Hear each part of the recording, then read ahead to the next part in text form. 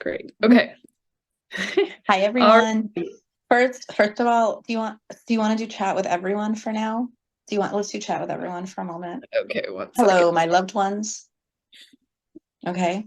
First, I just want to say I'm so proud of you that you're doing this. I also want to let you know that Antalya and I are sick. I am sick. I am having tea all morning.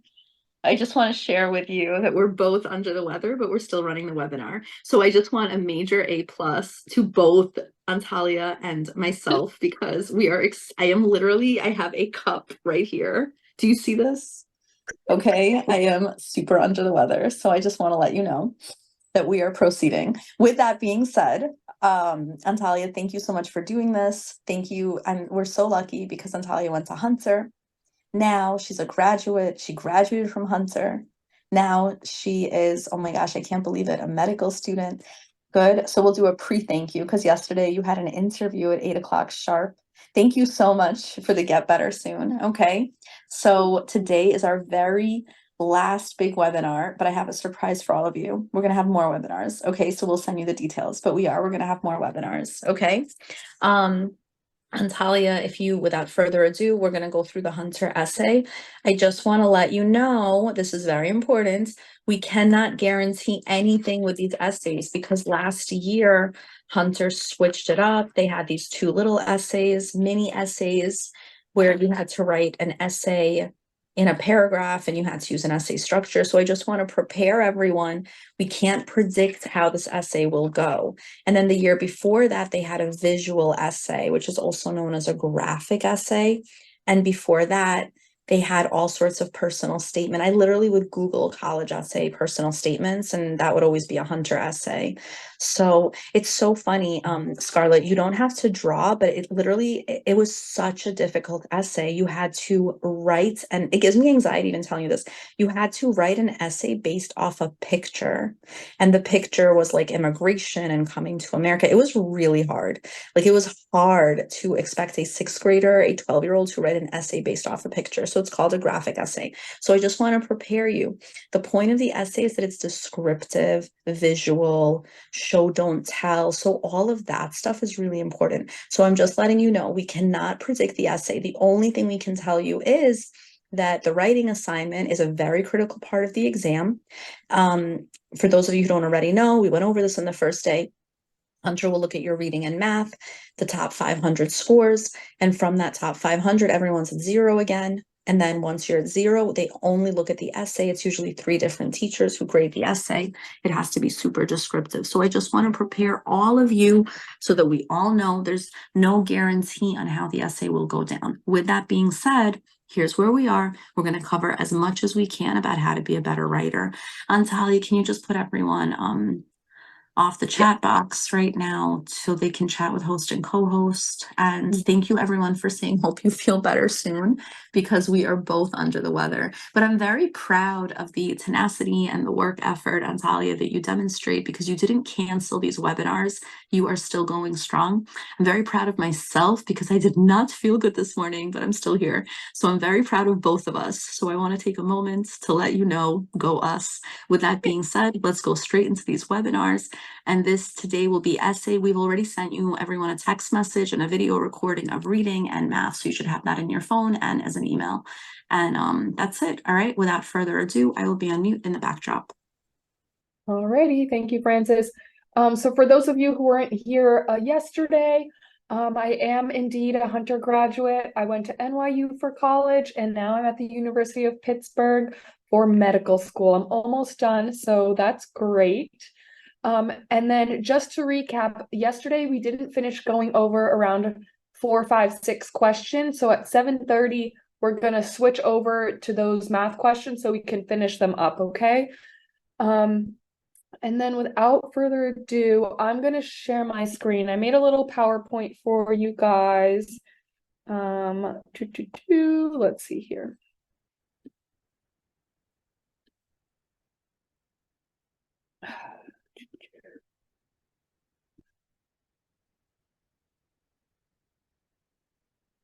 Give me 1 second.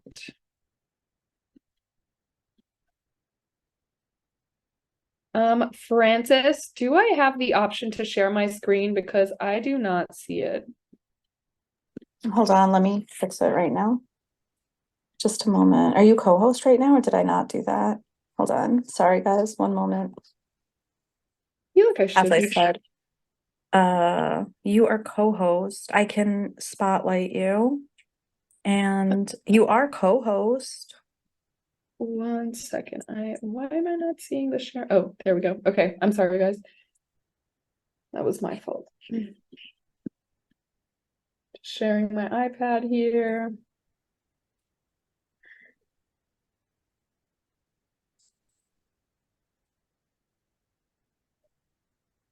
It wants to work.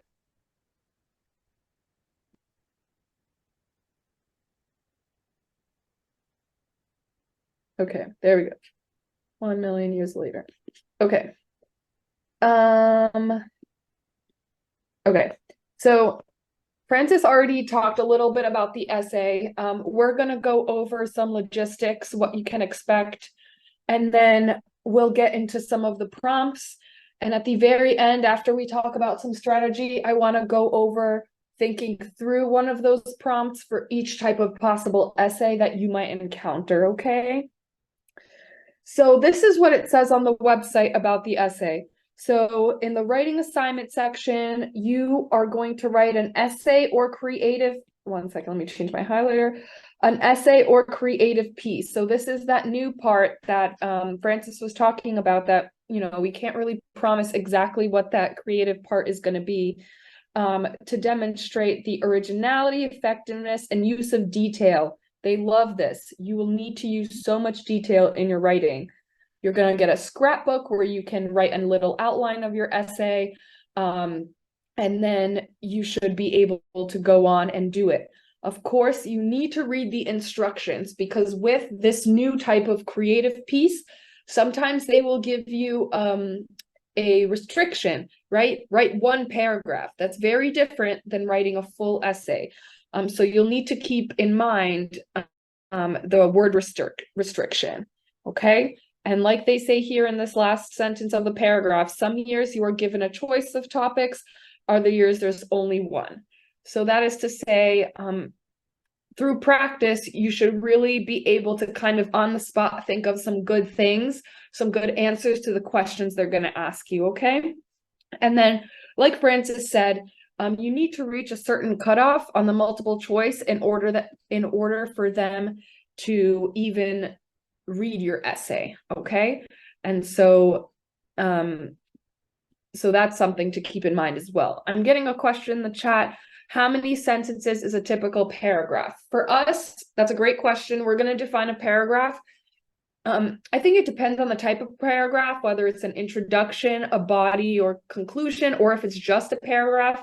I would safely say that a paragraph is anywhere between 5 to 7 sentences, okay? So keep that in mind as we move along with the presentation, okay? Someone said 20 sentences. 20 sentences is not a paragraph, okay? That is very large for this assignment purposes. Okay. So timing, I'm sure, as you all know, you have 3 hours total for the entire exam. You need to be able to pace yourself and manage your time. When it comes to the essay, you should not be spending more than 45 minutes to 1 hour total. And we advise that you stick 10 minutes to writing your outline, your map of whatever you're going to write, and then use the other 45 minutes to actually write it. And, you know, we recommend doing the essay first, and then after that, maybe moving either to reading or math. Get that essay out of the way. Okay. I'm getting some questions here. You will need a conclusion depending on the type of writing piece. I'll go over that. If you make your sentences really long, what happens? You know, that's something you're going to need to practice. You know, no run-on sentences. You want to make a well-structured, normal length sentence. And again, the only way you're going to get better is to keep on writing answers to these prompts and having people look at them. Okay, so just to give you an example of some of the common prompts, okay, they all kind of center around a particular theme. And I've listed some of the themes here, right? So some of them, the first one, they love to ask about New York City, the Big Apple, right? Where we're all from. And it's always going to be, or not always, but typically it's what do you like most about New York City? I guess compared to you guys, I'm super old. And in 2009, the prompt was, what's your favorite place in New York City or something like that. That was my prompt when I took the test. Okay. What's your favorite place in New York City? Okay. So make sure off the top of your head that you have these answers ready for you, like, and the answers should say something about you. So for example, my answer was the Long Island City YMCA, because that's where I learned how to swim. And for me, swimming was very important because I ended up being on a competitive swim team and it was one of my favorite hobbies. So all the answers that you pick should say something meaningful about you. What do you like to do? Do you play any sports? Do you play piano? Do you, I don't know, do you draw? Things like that. So, if you were to say, like you play piano, I don't know, maybe you say like your music school is your favorite place or something. Or it can be like, Central Park because you would go there with your family and, play with your best friend who you've known for however long. Whatever you pick has to be meaningful to you. Okay. This one I thought was interesting. Why do you want to go to Hunter College High School? So, this is really giving you like a college. This is what they do for college. They ask you why you want to go to the university. So Hunter's getting you ready early. And I think I'll give you guys like a little cheat code because I went there. So I can tell you, some of the reasons that maybe you wouldn't get just by looking it up online. First of all, you can say something about how, this test is extremely rigorous, right? You guys are only in sixth grade. You're 11, 12 years old. You're super young. But you can say something about how the rigor of this exam reflects the rigor of this high school. And this is one of the unique high schools that go from 7 through 12. And you want to maintain that challenge as you go on for those 6 years. Hunter, obviously we're going through the writing section. Hunter is very, very well known for the strong writers that they put out. Like in college, I didn't have to do much work because I was just such a strong writer from high school. And same thing with their humanities. And no matter what job you get, you're always going to have to write. Even if you're an engineer and you do math and physics every day, yeah, one second. Let me just finish my thought and then we'll have someone speak as well. I was going to say writing, even if you're an engineer, math and physics, you still have to write a cover letter for the job. You have to write a resume for the job. And all those skills are things that Hunter teaches you. I just found out that we have James, a Hunter College High School graduate who wants to speak for a little bit. So we will turn the floor over to him. Yes, and I'm gonna put James on spotlight because he has a class at 7, so we're moving things around quickly. James, if you could quickly, I'm just gonna put you on spotlight right now. Good. All right, are we in? Hello. Hi, If you could guys. just take a moment. Hi, everyone. Perfect. If you could just take a moment and if you could just tell the group about yourself, because you are a recent Hunter graduate. So if you could please let them know about yourself. All right. So I'm James. I live in New York City. I'm actually, I graduated Hunter last year. So I was the class of 2023. I'm 18 years old. I currently go to Dartmouth College in New Hampshire, but I'm on break right now since we're the quarter system. I had off from Thanksgiving break until January 2nd. So I'm just here at home with my parents, hanging out, missing New York. I used Queller both they really helped me get into Hunter. I remember doing the prep classes back in 2016. I did like the 10-week course, I believe. And then I did the Christmas crash course back when the test was in January for the Hunter test. And then I also used Queller to help me for SAT prep and to get into college, which was really helpful. I still text my tutor here and there. He goes to Emory. He was really funny. Yeah, so at That's school, so nice. yeah, I So remember he was really fun.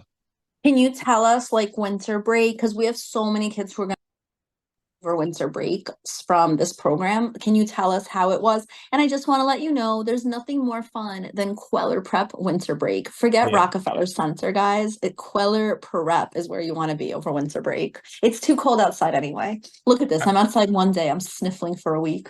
All right. Go ahead, James. So tell us all about it. We had a lot of pizza. I remember that comes to my mind first. We would always be eating pizza. I liked how the classes were really small. A lot of like the other prep places, they have large classes, whereas here I was only with like 5 or 6 other kids, and the tutor really felt like one-on-one. And then sometimes it would even be like 1 or 2 other kids in the class, which was really nice. Really a lot of writing, a lot of math prep, and a lot of reading comprehension. It was super helpful. And obviously, I think the classes are 4 hours long.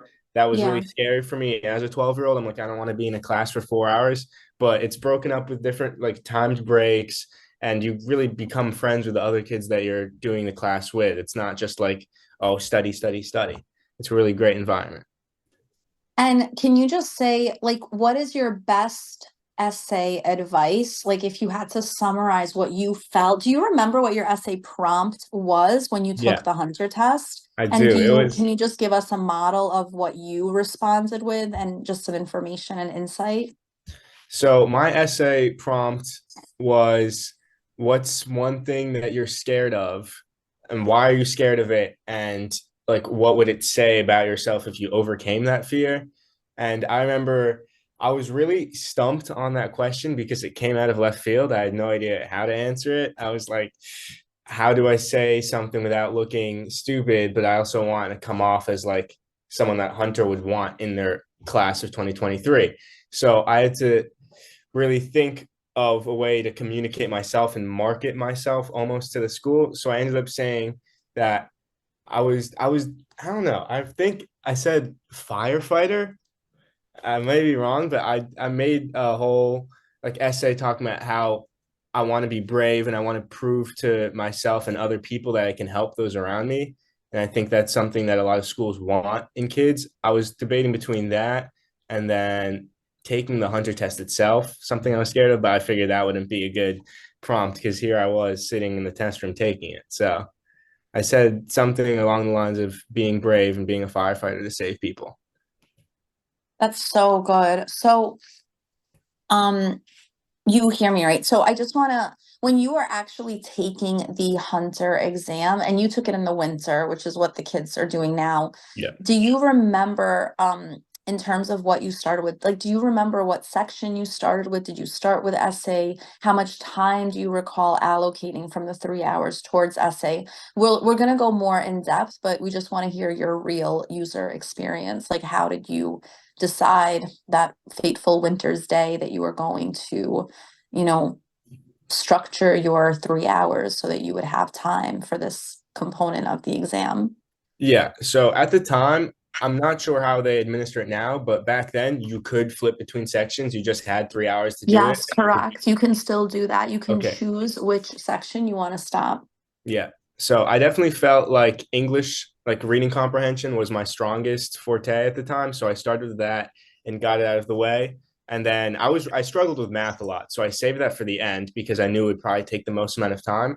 So I did English, which wasn't easy, but I mean, Queller prepared me well for it. So I felt strong when I was taking it. And then I planned my essay. I did like the whole outline on like the extra page that they give you, and then I wrote it knowing that I would come back afterwards to double check. And then in between that time, I did the math section, which probably took me about an hour and a half, I would say, because I think it was around 70 questions. And then I came back to the essay. And then I remember we learned that like what you write for the first time is probably your best writing, and you don't want to fix it too much or else you're going to make it all cloudy because it's not going to be like a continuous thought. So I made sure just like no spelling errors, no grammar errors, but I did want to keep like the idea and like the sentence structure the same. So I didn't spend too much time editing it after. And then after I did that, I just went back and double checked all the math problems, made sure all the math was good. And yeah, English was really the first thing. And I didn't go back too much because I didn't have that much time. I took a long time to take the test. I remember some kids next to me were like finished in 2.5 hours, and they made like a big scene of closing their textbook so everyone knew that they were finished. And I was like, no, I have to use all 3 hours. Good, good. I'm so happy that you're saying that. This is not a race to the finish line in terms of time. You do have 3 hours. Some students have extended time. They'll have 4.5. That's really helpful. And it's really good to know that your essay prompt was something you didn't expect to see, because Hunters really surprised us in the past few years. You won't believe they used a graphic essay, a visual essay, right, about a picture 2 years ago. And it gave me chills. It was so hard. So I'm just telling you that you need to be prepared for anything to happen, and you're going to write. You're just going to go and write about it. So that's very important. Thank you so much for this wisdom. I also want to add to everyone that James also came back to Queller Prep for SAT prep, and now he's in an Ivy League. I just want to, if you could quickly just share how much of your life you've had at Queller Prep, and then I'm going to leave you alone and let Antalya continue. Yeah, I think the two like major turning points in everyone's life are high school and college, and Queller helped me get into both high school and college. So I owe a lot to you and the team. But yeah, I remember over the summer before my SAT, I ended up taking it pretty late. A lot of my friends were taking it in the summer. I decided to take like a September SAT, or no, October SAT. I was taking an October SAT. So I used Queller Prep for the summer. I think it was also a 10-week program, and it was 4 hours, and it was really reminiscent of the Hunter test. It's a good structure the way that the prep sessions are, and it works. So nothing but positivity. That's so awesome. Thank you so much, and good luck with your upcoming class and everything that you're doing and all your hard work. And thank you for making us proud. All right, we're going to shift back to Antalya with the essays and with the Hunter essay. And thanks for telling us what your essay was about. Super helpful. Okay. All right, we're going to shift gear. James is going to control the waiting room at this point. I'm actually going into another Zoom, so I will look forward to continuing. So James, you're going to be co-hosting in the backdrop. Okay, go ahead, guys. Cool. Thank you, Francis, and thank you, James. James, before you disappear into the background, we had a student ask how hard the Hunter test was, in your opinion. I think it was hard, but nothing that I wasn't prepared for. I think you have to keep like a level head when you take it, and make sure not to freak out, because it's really tempting to. You want to get stressed, you want to shut down, you want to have anxiety. You have to just take it slow and remember everything that you've learned for the past 10 weeks. So yeah, it's hard, but nothing that you guys can't handle. Yep, agreed. Thanks so much, James. All right, so we'll continue. We were talking a little bit about why Hunter. I'm sure James, did you play any sports? I did. I ran track. Okay, and I was a swimmer. So, there's sports at Hunter. There are a bunch of clubs. You can get involved in science fair. I took organic chemistry in the 11th grade. That's something that not many schools offer at all, and that really prepared me for college. So very unique things to get you very, very ready early on. Okay. Let's see. Okay, next of a common theme of prompts. Is there computer science? James, is there computer science? I don't know. Yeah, computer science was a mandatory class my freshman year, but my freshman year was online because of the COVID-19 pandemic. So it was a bit different than how you guys will have it, but it is mandatory. Yes. Wow, that's new. Yeah, I did not have that. So yeah, I guess it's computer science. Seventh graders maybe can play volleyball. I'm not sure. But these are all things. Talk about your hobbies in your essays if it's appropriate, okay? And if there isn't a club, maybe you can make it, and that'll show some nice initiative, you being proactive. Okay. Overconfidence, not necessarily a bad thing during the test, but definitely don't let it get to your head, because you want to be reading the instructions. As Francis and James said, things can take you by surprise. So if you're, a little arrogant, a little full of yourself, and you're going fast and not really paying attention, you might miss something important. But, it's good to feel confident in your abilities. You've been preparing for so long in math and reading and essay writing, that you should do a good job. Okay. Alrighty. We are going to keep moving. Another theme is like a time of failure or a mistake that you made. And like James was saying, you know, you have to figure out a way to market yourself. You have to be very positive.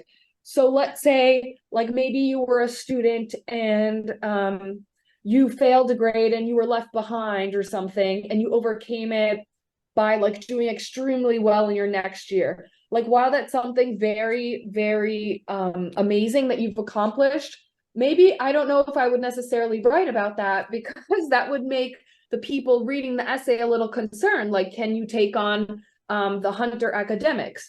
So no matter what you pick, make sure it always says something good about you. Sometimes you don't have to be completely honest about the biggest mistake you've ever made, right? Just make something that will be a statement about you. Maybe you can say, you know, something small. Maybe you forgot to invite a friend to a party or something, you know, but as long as there's a lesson from it that you can talk about. Okay. And then let's see. What is the most favorite object you own? Okay. So another theme is thinking about favorites, right? So they'll ask you your favorite color, your piece of clothing, a vacation, a meal, something that really stood out to you. And again, this is where you need to have anecdotes kind of just ready on hand to think about. And of course, even if they say, you know, even if they don't ask you to describe why it's meaningful, please don't just write like, oh, my favorite color is green and leave it at that, right? You have to have some good reasons for why that color is your favorite, and really give examples, okay? Someone asked if music is an object. You can always, all these things you can twist in a way that would work for the prompt, right? If you like music, you know, you can say you play the piano, and so the piano is your favorite object. Or let's say your parent has like a record player or something, and that's where you first listen to a bunch of albums. I don't know, something tangible. If it's an object, you have to follow the prompt. Don't try to like skirt around to it too much. Okay. And then another thing, they like to ask about best friends, people you admire, people you look up to, a role model. And so we'll talk a little bit more about the essay structure later, but definitely just have someone in mind and 3 qualities that would make you admire them. Like, you know, they're athletic, they're honest, they're trustworthy, and, you know, think of these things regularly, okay? And again, we'll talk about the structure as we keep going. So these are all just a list of prompts that Francis Queller has put together. Again, we will share this with you later. So maybe you can practice in your own time, but a lot of similar things like we were talking about, like favorite school subject, favorite teacher, if you could live in somewhere else, what would it be and why? Favorite color. So all these things have a theme where they just really want to know about you. Okay, yes, someone asked if it's okay if you can say you admire someone because they are smart. Yeah, and that would be a great thing to say, because you can say how much you learned from them, and you know, you want to be like them because they're very disciplined and, you know, do well in school, and you are ambitious and blah blah blah. You can really go on about that, so that's good. I also realized James said something that I liked as well when it came to the order. I think I actually did it reading, essay, and then math, because people had told me that you can get ideas about the essay from the reading comprehension. So I think that would probably be the best, and try to do the reading well, do the essay well. And then I like math being last, because for some reason, I think the math is the hardest part of the exam. And that's in my opinion, but you guys will, you know, figure out what works best for you. Okay. So more prompts, favorite thing at the park, what do you want for your birthday? Again, would not say like you want a Lamborghini for your birthday. I just don't think that's realistic, and you want to show something about yourself. Someone asked, oh, that's a good question. If you want to move, if you say you want to move to your old state that you moved to before moving to New York, will that be a good prompt answer or a bad one? I I think that could be good as long as you show like some similarities between your old state and New York City and like why you love New York so much, you know, because it has parts of your old state and then, I don't know, new stuff that you like in New York. Okay. Again, always very positive. You want to be here. You want to go to this school. You don't want to give them any idea that maybe, you know, you want to move out of state or something. Okay. All right. Great. And so then now those are like some of the easier prompts. There are some more advanced ones like James's one, right? Like describe something you're scared about and what you would do to like combat that fear, right? So these are those types of advanced essay ones. Like this third one, reflect on a time that you challenged a belief or idea. What prompted you to act? Would you make the same decision again? So those are like some pretty heavy questions that you'll need to take some time and think about on your own. And then like discuss an accomplishment which marked your transition from childhood to adulthood within your culture, community, or family. Like, yeah, these are tough ones. I guess you guys are too young for like a sweet 16 or like a quinceañera or something. But and even like a bar or bat mitzvah. I don't know. You can think of like some culture event, anything again that shows the people who you are and what you would bring to the school. Okay. What if it doesn't sound like you?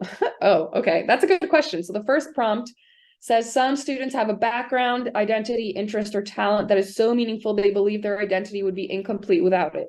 If this sounds like you, then please share your story. Actually, this sounds like every one of you, and you all, I'm sure you have something that you really like, even if it's like video games. Like, let's say you have like Pokemon, you love Pokemon because of Pikachu or something. I don't know. You can talk about how video games are really important to you. Like, they provide a way for you to escape sometimes, you know, if you're feeling stressed, or you love like the color design and it helps you like see things in space and have like spatial awareness and things like that. So even if you honestly can't think of anything, as you practice and you write more, you'll figure out ways to really, again, market yourself, market your interests, and really talk about that. And again, if you're talking about the video game one, you can say you got your little brother into video games, and now you like know what it's like to mentor someone and teach them how to play a game well or something. You know, there's always something that you can get from a hobby or an interest that you have. Okay, so tips for these prompts. No one was born a good writer. Okay, no one came out of the womb, newborn baby, and knew how to write a really great essay. This comes with time and practice. Okay, and so reminder: this exam is supposed to be really hard. Okay, but that shouldn't stop you. You guys are all really, really smart. And you know, if you take the time to prepare and reflect, you'll be great. So my recommendation is, I know you guys are in school and you're busy, but try to go through the entire list of prompts and brainstorm 3 examples for each prompt.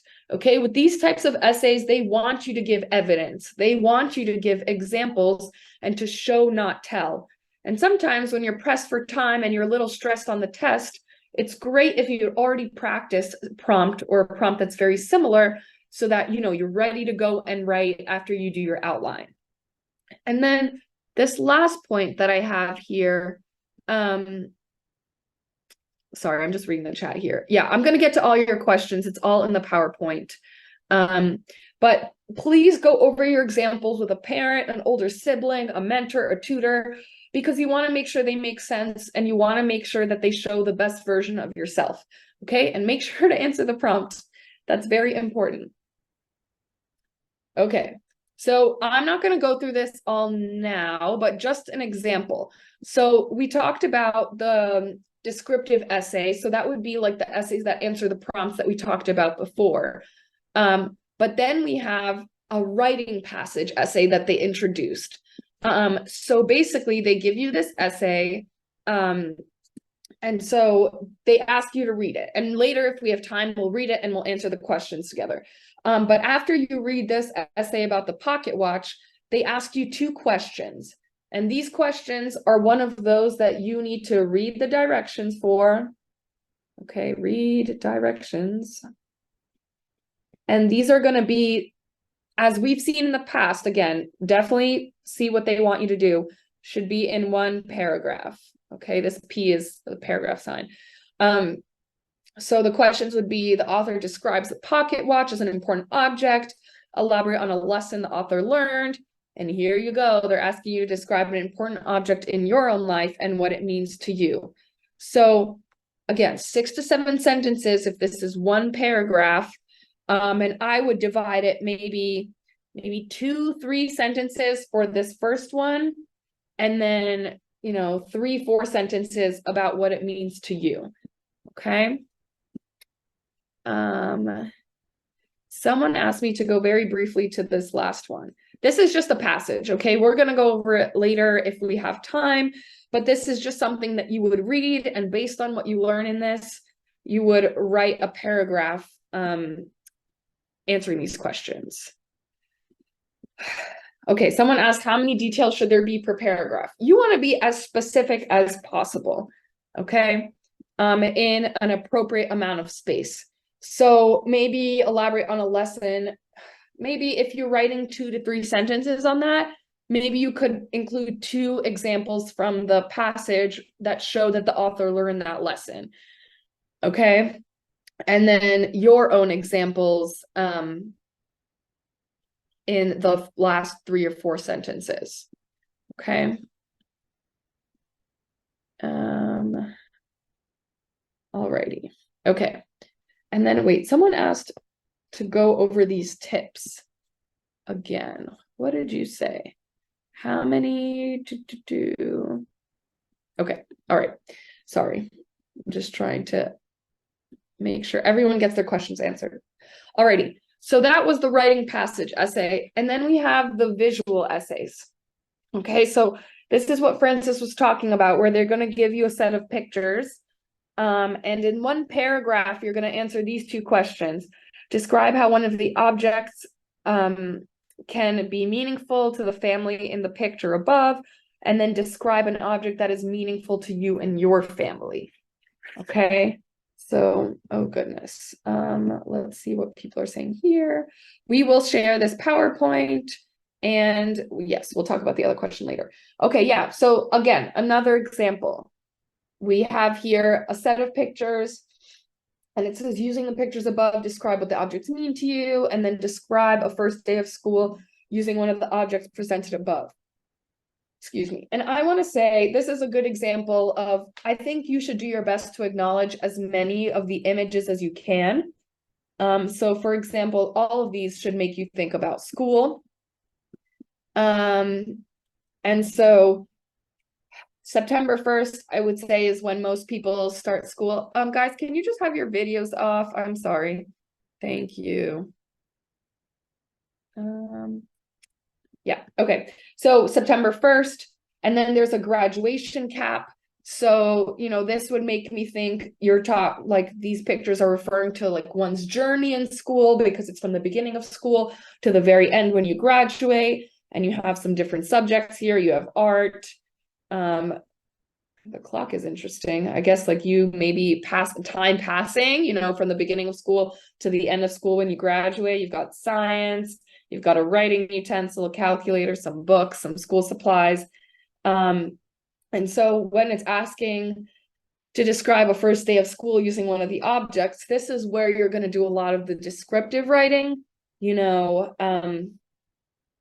I would pick maybe the microscope, and a microscope magnifies things, right? So you can say something about like, if we zoom in to my first day of school, using like analogies, right? Because that's what a microscope does. We're taking an inside look into like my first day. And then you could go on it sequentially, right? As we like zoom in more, something like that. Like you have to use like some sort of analogy, or you can use the book, right? You can say, as we flip the first page in my story, I'm waking up And my mom is making me like this delicious breakfast that tastes like X, Y, and Z. And we'll go through a little bit more about that. But using using this kind of connections that you're making and that you'll get practice with.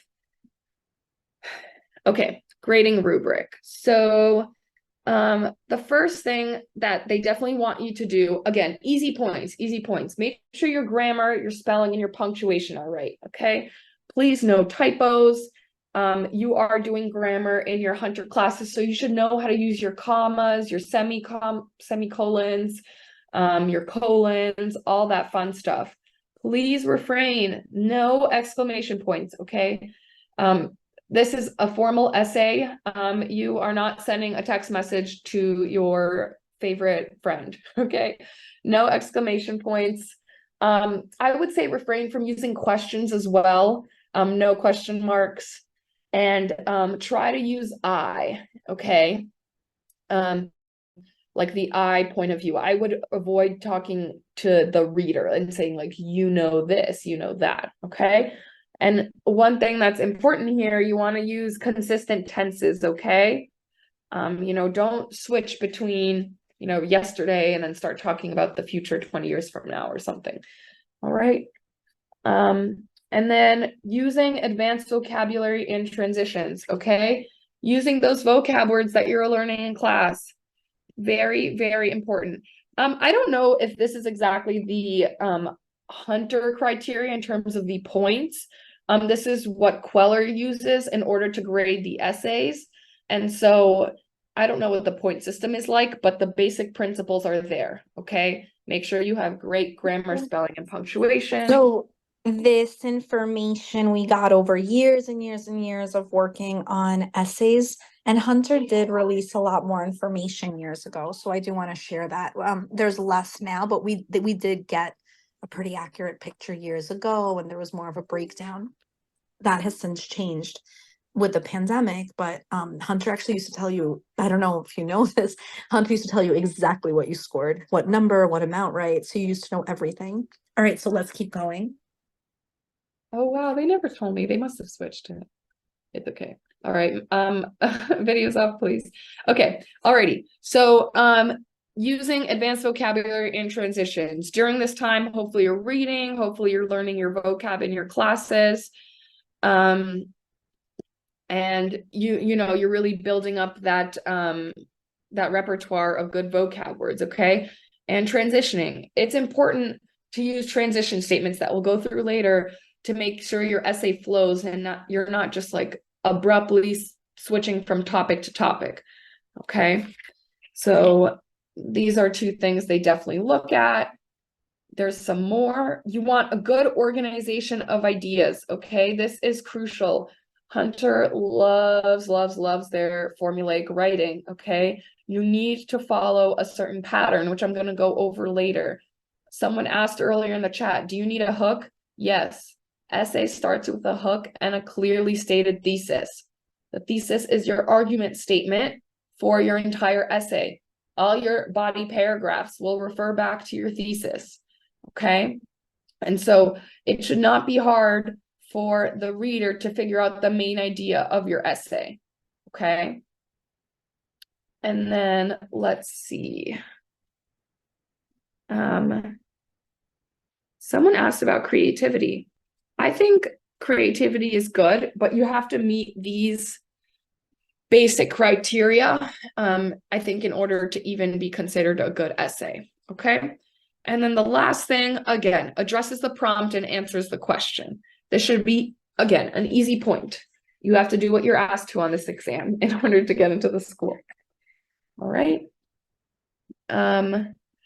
So someone asked, does this mean there's an essay or a paragraph? It depends, right? You don't know what you're going to get. Like Francis said, there's been a recent surprise with the visual essays, which tend to be a paragraph. Same thing with the that written passage, okay? But generally, all of these things apply, except for maybe the exact structure, okay? You still need descriptive language. You still need the good vocab. You still need to answer the question, and you still need the right grammar and punctuation, okay? All right. So going again through some more tips. The descriptive essay. So this is going to be the one that has that very formulaic structure. And so we want your essay to be 4 to 5 paragraphs long, okay? And again, 1 paragraph long if you have the visual essay or whatever they tell you in the directions, okay? And if it's 4 to 5 paragraphs long, you're going to want to have an intro, 2 to 3 body paragraphs, and a conclusion. And like I said before, this essay is about you, so you should be talking in the first person. Okay, use I instead of the second person, you. Okay, spatial awareness. You get 2 pages or 1 page front and back to write everything. You do not want to write, like, you don't want to write so all the words are very close together, and the reader can't read what you're writing. You also don't want to space out the words so much that, you run out of room. So, just have someone look over your writing, make sure the spacing is correct. And so don't write too much if it's not going to add to the quality of your essay. Okay, like it says here, you want quantity and quality both balanced together. Okay, we talked about vocab. Don't just use a big word just because it sounds nice. Okay, you have to know how to use it, right? So I would just err on the side of being safe. If you think you know what a word means, but you're not sure, just go with the synonym that you know is correct. Okay. Yes, I have here, James is going to talk a little bit to you guys. He's going to leave. So I'm going to hand the floor over to him. All right. Let me try. So, Antalya, do you want to take a moment? Oh, James, you see everything, right? With the spotlighting, just if you could put James on spotlight so that he sees everything. I think he is spotlight. Okay, good. All right, perfect. So James, if you could just go over this one more time and just please give everyone your 2 cents. Antalya, can you make it larger? I just want all the students to be able to see this. This is really important, okay? Yeah. This is as large as it goes, sorry. Okay, go ahead. Sure, I can change the slides myself, but I'll go over the vocab one last time because I think this is still definitely something very prevalent even in college level writing and high school level writing. So it's even more important when you're writing for the Hunter test. Like Antalya said, you want to sound smart, but don't use big words for the sake of sounding smart. You don't want to use an unnecessarily complicated word if there's a word that means something that's much more direct, even if it's less fancy, less letters in the word. An example I can think of is the word big itself. Like if you're writing something and you think, oh, instead of using big, I can use the word extravagant. Extravagant is normally only used for like planning events or like a certain situation. You're not going to use extravagant just to describe how big your room is. You're not going to say I have an extravagant bedroom. You just want to say I have a big bedroom or a large bedroom. Not sure why you would say that in an essay, but that was just an example. If you want to go to the next slide here,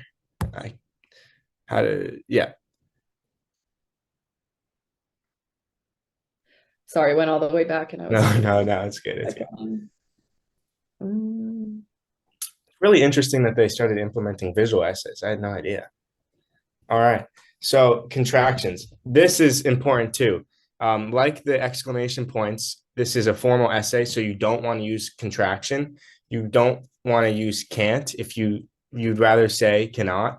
I think not only does it look better to not use a contraction, it also makes it so you, like, if you're thinking about how much space you have, it usually makes it a little bit longer because you can, I don't know if you're more likely to be crunched for space if you're trying to fill out the space, but not using a contraction can also take up more space, which is sometimes good if you're struggling to write a lot.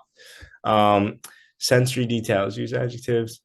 So yeah, this is important. You don't want to just tell the grader what you're thinking. You want to try and describe it and use a lot of details. I remember someone asked the question, how detailed should I make my essay? Like Antalya said, you want to make it as detailed as possible.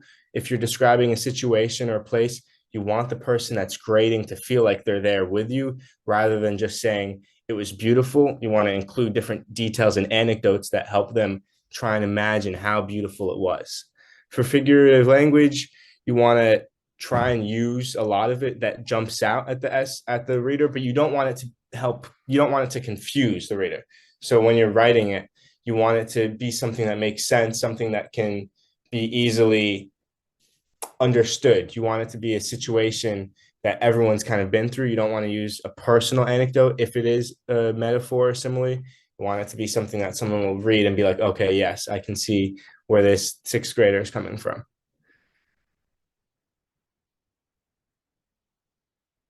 Is personification okay for the essay?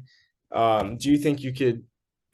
I think no. I think we want to stick with something that's very clear. You want to make it as clear as possible. You don't want any chance for the grader to get confused with what you're writing. Even if you do think that you can personify something really well, I think it doesn't have a place in a formal essay like this. Yeah.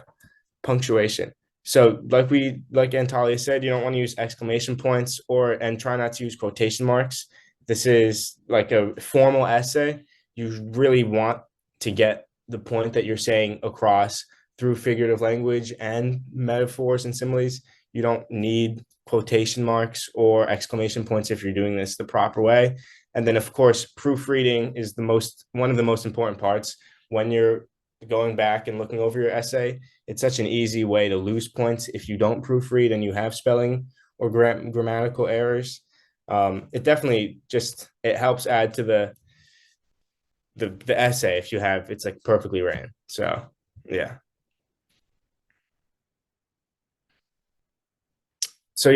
So for the structure of the essay, you want to start with an introduction before you move to your body paragraphs. You definitely want a hook, as you want it to be something that grabs the reader and makes them like think back to the hook when they're reading throughout the essay. It has to try and stand out against all of the other 3,000 kids that are submitting essays as well. You want something that when they get to the end, they'll remember your essay by one thing, if not what you wrote, like as your personal anecdotes. You want it to be a hook. Yeah, that's pretty much it for the intro. Oh wait, okay. So the 5-6 sentences, because they were asking. Yeah. So I remember when I first joined the Zoom, someone asked how long is a paragraph. I still go by the 5 to 6 sentences for a paragraph. That makes sense. Obviously, sentence length depends, but you want like a sentence to be usually at least 6 or 7 words if you're really going into the nitty gritty. For the intro, you want to kind of outline what your essay is going to be about, and you want that topic sentence. You want that like main idea to be present in your introduction so that the grader can read it and know what they're getting into before getting into the main meat of the essay. And you don't want to have like I remember at my middle school, before taking the Hunter test, they taught us to kind of like list out all the topic sentences in our introductions before like writing. You don't want to do that, because then that leaves no room for like imagination for the grader. They kind of want to have a good intro, so like, okay, what's next? But if you include all the topic sentences, they're not thinking what's next, because they know exactly what's next. So yeah, you want to map, but you don't want to give them all the exact points. For the next part, the body paragraphs, these are 7 to 10 sentences long, as they're like the main part of the essay. They have to be a little bit longer. You want a topic sentence to start all of these, and you do want to use the show, don't tell. So a lot of metaphors, a lot of similes. You want to use really descriptive language. Make sure that you're not getting off topic when you're writing your body paragraphs. You don't want to get carried away going into too much detail about something that's not related to the question you're answering, because then you'll look up and realize, oh, I just spent this whole paragraph not answering the question, and it doesn't help your essay at all. The sentences have to like connect to one another, and they have to connect to the topic, like I just said, and the previous body paragraph. You don't want each body paragraph to feel like its own essay. They have to kind of all wrap together, and you want the transition to be very smooth between the sentences, not only between like within the body paragraph, but also between the different body paragraphs and the introduction and conclusion, which we'll get to next. You don't want to use boring transitions, like, for example, in conclusion, you want to kind of make it something more interesting for the reader. You want to, it says they're found at the back of this packet, so I'm sure we'll get to it later. Just don't use, like, in conclusion. I remember that was like my number one no-no when I was taking this test. Or, for example, and like, what's another really bad one? The reason is another reason. Oh, also not in this slide. Another thing, don't start a sentence with because. I think sometimes I read essays even from like other 19-year-old college kids, and they'll start a sentence with because. And I'm like, wow, I learned not to do that at a really young age.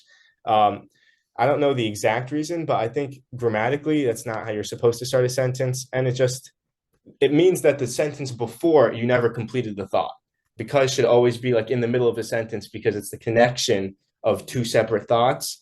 It's the explanation of a thought. If you have it starting a new sentence, that means that you have an unfinished thought, which you don't want, as we want all the ideas to flow very clearly and smooth. What about and? You also don't want to start a sentence with and for the same reason. And is to connect two different ideas or like parts of a sentence. So if you have it to start a new sentence, then that means that the previous sentence was incomplete. Would a rhetorical question be appropriate? I think a rhetorical question is appropriate for a hook.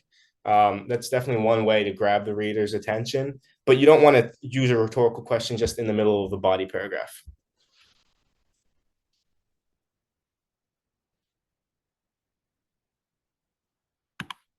All right. So the conclusion, number one thing, don't start the conclusion with in conclusion. You want to summarize the introduction and the essay that you just said without repeating anything. You want the question, like the main question itself, to be answered again, but you don't want to do so saying what you said in your introduction. You can reword it, but if you do reword it, make sure you use different words. It can just have like a similar overall structure, but you don't want to use the same sentences just with the different verbs and anecdotes lined up differently. The concluding sentence also has to make it obvious that it's the end. I think that's a given, as it's the conclusion. You don't want to keep adding different anecdotes or evidence or like examples or details. You want it to kind of be like the wrap up of your whole essay. Yeah, so a good way to do this, similar to the introduction, is have that map of what you just talked about, but you don't want to use this like the individual topic sentences of the different body paragraphs. And make sure that you really, like when you're writing the conclusion, you're thinking about what the essay prompt was and asking yourself, did I answer this prompt clearly? And if not, how can I fix it? Will we be able to use finally? I would say no. I think you can use finally within like paragraph, like within a sentence, but you don't want to start it's not a good transition word. You don't want to start your essay or your conclusion paragraph by saying finally. What else can we use because of this? I think don't use because of this, even if you think it's a good situation to do so, just because you're starting that sentence with the word because. I think if you're saying because of this, you could have included it into the previous sentence by just adding on.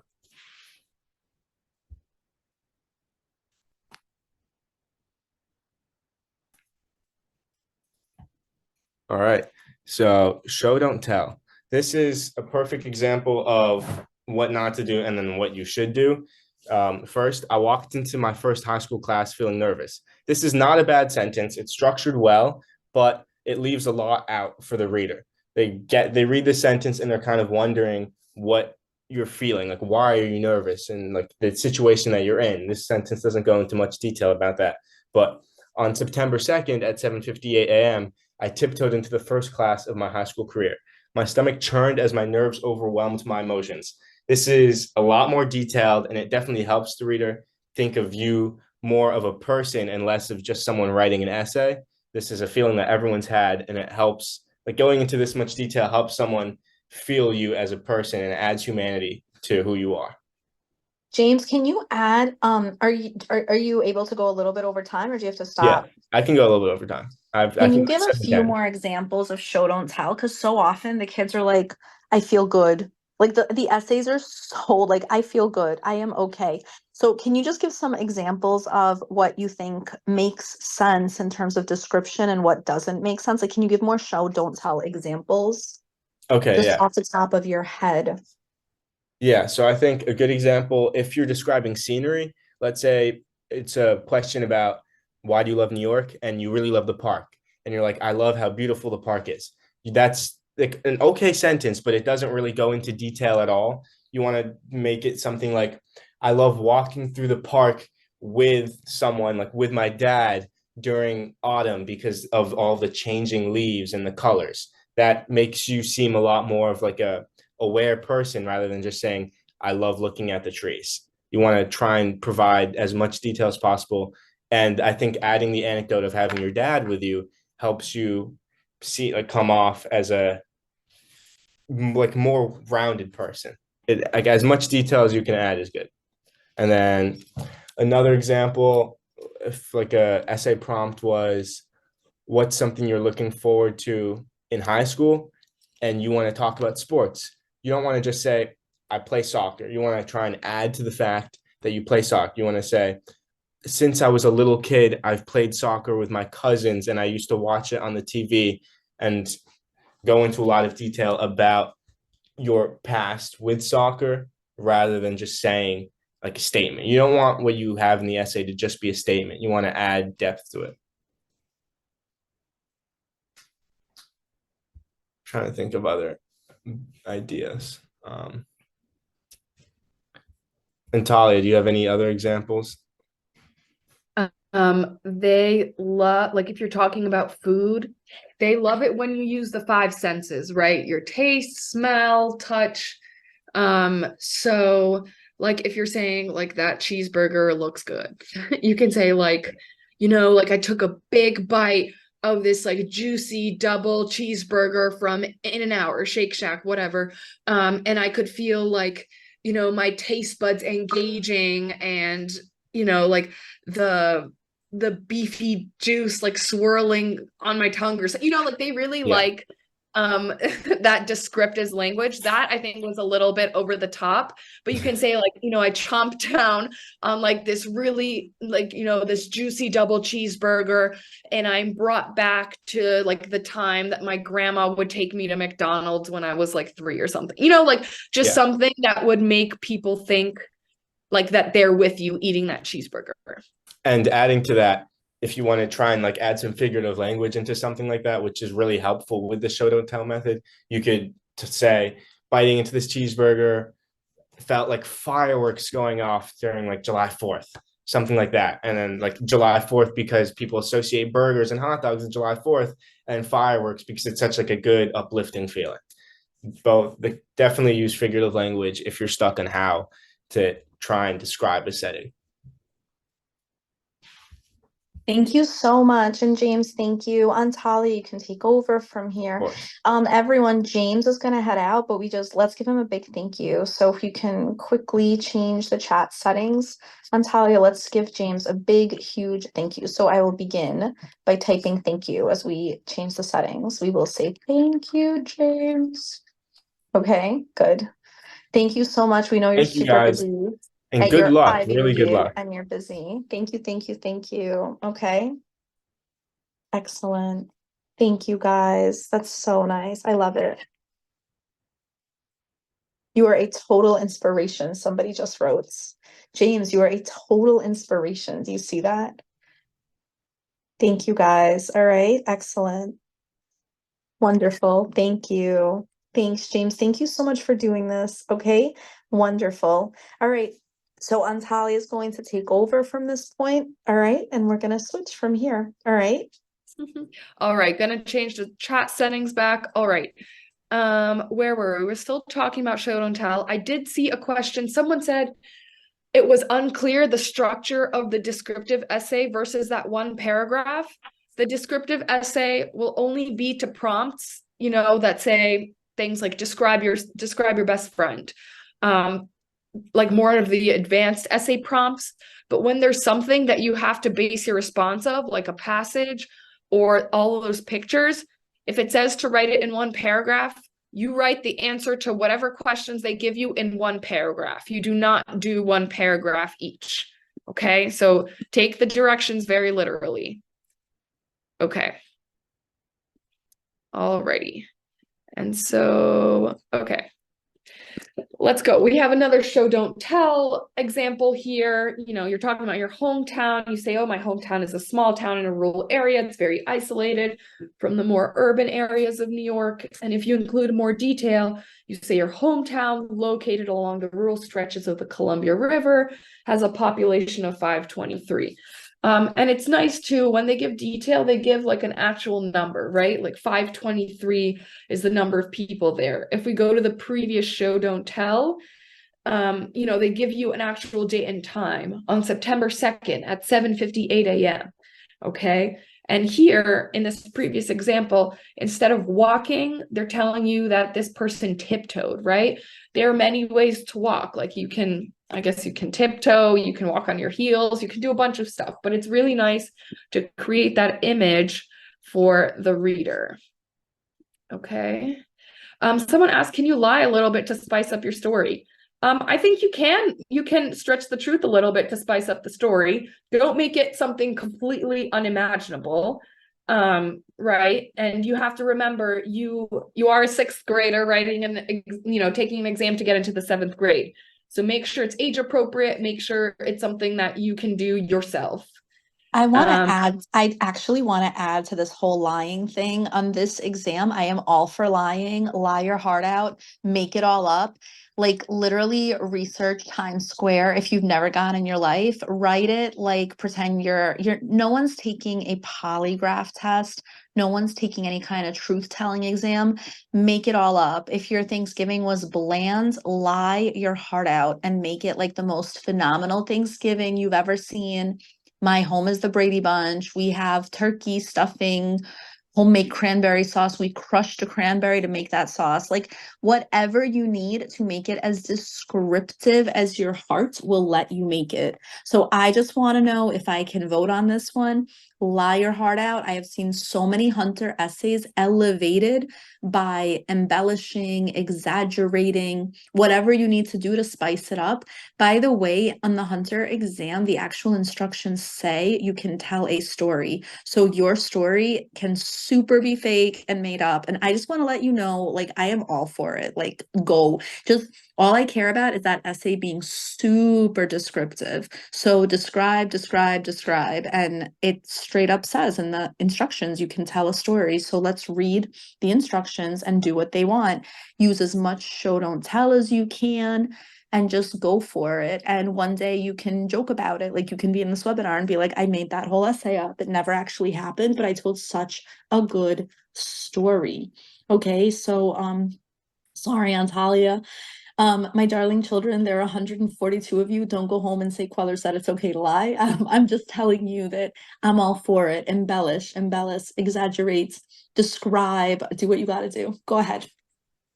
Yes. Okay. Thank you. I also have a question here that says, let's say you can't answer the question because you don't have an experience. Can you make something up? Yes. But sometimes it is hard to come up with something completely new, a whole essay on the spot, which is why I'm telling you guys, you need to practice with these prompts, because chances are that after you do all of these, you will have a story about something they're going to ask you, no matter what. Okay. And, you know, James was giving his example about, you know, being a firefighter or whatever, right? I don't know if James is actually afraid of fire as his like biggest fear in his entire life, right? But he probably picked fire because it's great. You know, you can now show that you would be a firefighter, which is a very noble profession. And that's something that shows that you're courageous. You know, you were willing to help people and fight flames, right? And you can also make a lot of good images from fire. Fire is red, it's, you know, it eats things up and things like that. So those are the lines you have to be thinking along. I think you should practice as many prompts as you can. Someone asked in the chat. Okay, we have one more show don't tell example here. Throughout my life, I've developed a strong work ethic. There are many things that taught me the value of hard work. My parents made sure I developed a strong work ethic as I grew up. Although I used to have little self-discipline, I am now driven by my strong work ethic. So that example is the one with little detail. And already I don't like this because they use the word strong ethic 3 or 4 times. That's too much. It's very repetitive. Strong work ethic. Strong work ethic. Okay, another strong work ethic. All right. So you want to be more diverse in your answer. So something with more detail. Beginning in middle school, I was expected to work in my parents' store during the summer. I stocked shelves, assisted customers, swept the floor. Those long summer days allowed me to recognize the value of hard work and gain respect for my parents' self-discipline. My strong work ethic can be directly credited to those working. Okay, so in this case, you know, you're being specific of what you're doing that teaches you hard work. You're working at your parents' store, right? You can even say, I'm working at my parents' grocery store, right? You stock the shelves and you stock the produce, you stock the tomatoes, the cucumbers, whatever. Okay. So try to think about these things, really paint the picture for the reader. Someone asked me, how far can one embellish before it becomes too obvious? You guys are smart kids. You have to think about it, right? You're not going to lie and say, you know, you saw a dragon or something, right? That's not going to happen. Or you lie and you say you did something that you cannot do as like a 12-year-old, right? You're not going to say you drove to the store, because I hope none of you are driving at 12 years old. So, you know, you have to be realistic and, you know, embellish a little bit, embellish a lot if you have to, but don't make the readers think that you're lying. Do it reasonably. Okay. All right, so some examples of transition words and phrases. This is really good when you're moving between paragraphs. So things like, you know, you want to add more to something. So you would say like, in addition, likewise, moreover. These are really nice ones that I like. Also, you can use the word also or as well as. Those are, I'm just highlighting ones I like, but all of these are decent ones. Consequence, you can say consequently, as a result. Contrast and comparison, and contrast and comparison. By the same token, on one hand and on the other hand, those are really good ones. However, nevertheless, there are a lot of them that exist out there, like regardless. And so these are good to just have in your back pocket so you can make this essay better. You can say direction, like let's say I'm talking about the Long Island City YMCA, and I can say there, you know, I learned how to swim, blah, blah, blah, right? But there is referring to the YMCA, and that's like a good transition to have in the beginning of a sentence sometimes. Diversion, incidentally, by the way, emphasis, you know, overall, above all, chiefly, exception, aside from, okay. Some more transitional words that you should be familiar with, you know, something that's exemplifying. So especially this, notably this, namely this, particularly this type of food I love the most. Generalizing, you can say generally, generally speaking. Similarity, which is very similar to comparison. You can say comparatively. I think likewise is nice. Similarly, similar to. Restatement, in essence, is nice. You can say in other words. Sequence, you know, to begin, you can say first of all. And then summarizing. Again, trying to stay away from summarizing in the conclusion in that very first sentence. Okay. So these are all things I would think about. The rubric stated you should have at least 5 transitions. If you can only have a few transitions between paragraphs, should you have transitions in the middle? You can have transitions in the middle of the paragraph too. Like if you're talking about multiple ideas, in the like ideas under the umbrella of a topic in a paragraph, you can, like, you know, you can say, you know, my favorite candy is Hershey's. However, my sister's is blah. Right? So that could be in one paragraph. You're not necessarily transitioning between paragraphs. You're just transitioning between ideas. So it's just good to incorporate these words because it makes your essay sound better. It makes it sound more formal. It elevates your essay. Okay. Someone was like, I have a good friend, Hunter, I have a good friend at Hunter was a best friend. You can write about her. How many transitions is too much? again, you know, like you don't want every single sentence to have a transition, okay? So, you know, you just have to practice and see what sounds good. Okay, I can't give you like a magic number, but you know, sprinkle them in here and there so it sounds natural. Okay. Someone else is asking me, what should we say in the first sentence of a conclusion? Maybe we can go through that. I think we'll have some time to go over an outline. So maybe we can talk about the hook, the thesis, the body paragraphs, and the conclusion. So let me stop answering the questions a little bit and let's see if we get there. Oh, actually, that's the next thing. Perfect. All right. So I was going to focus on the prompt that I had all these years ago. And maybe, you know, off the top of our heads, or I guess my head, we can think of a part of New York City that we feel emotionally connected to. So let's pick, we can say,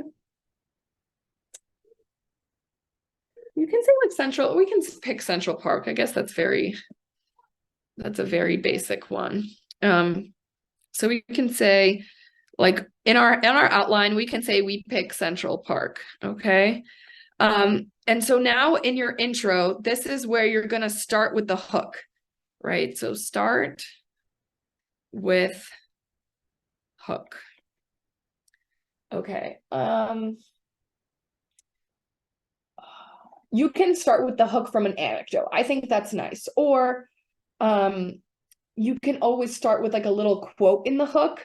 But I'm going to start with like an anecdote. So let's say it's fall and we're going with Jane's example about the colors in the tree. So you can say, you know, like the leaves, or I guess, you know, whenever I visit, or I can say, actually, sorry, I'm changing my mind. Like feeling like the wind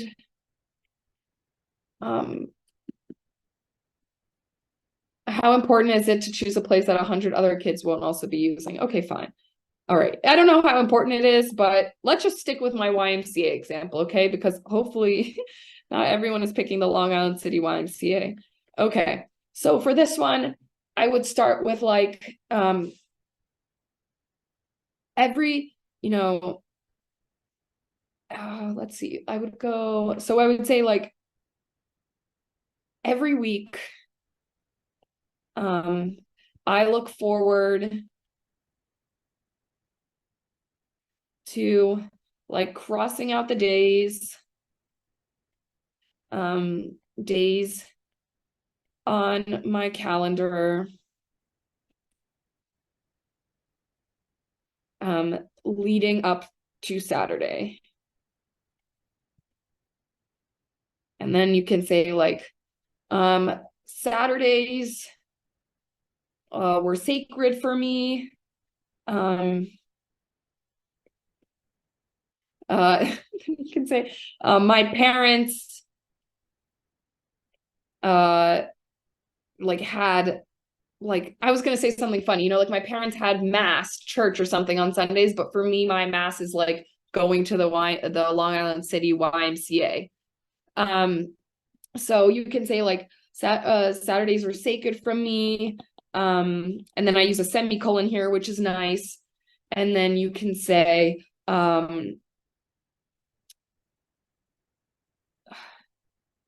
like, okay, yeah. Okay, we say my parents have mass every week.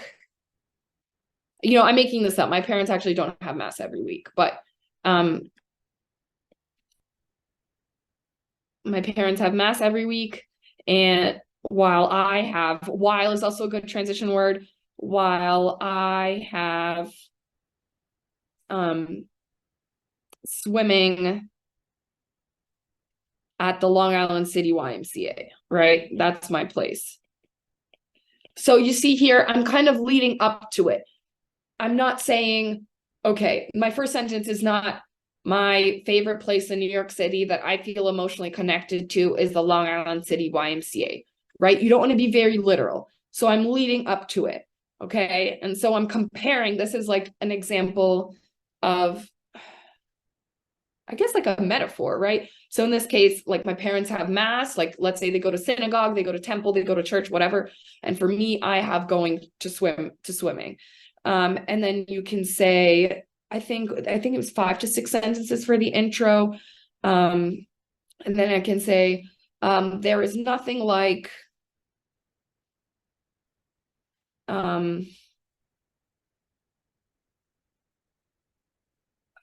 something, there's nothing like, and now you can use some of the senses, right?